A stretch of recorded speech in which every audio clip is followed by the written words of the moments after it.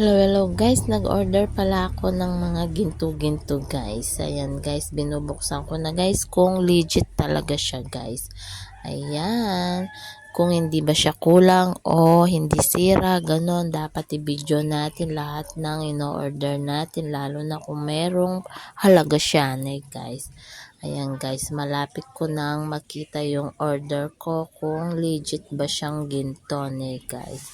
Actually guys, pinaano ko na yan, pina-appraise ko na sa mga ginto-ginto sa bayan kung tunay siya guys. Tunay siya guys na nasasangla naman siya guys. Ayan guys, oh.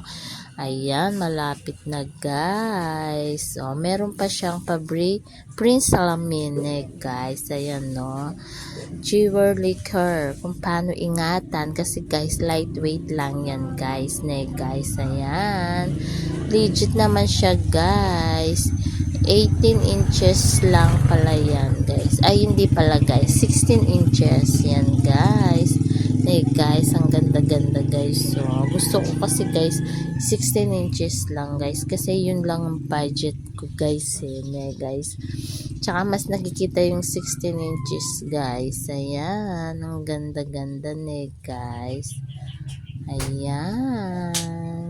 Kaya guys, kung gusto nyong legit store guys, click my yellow basket guys. Order na kayo. Ayan guys, pag nakasuot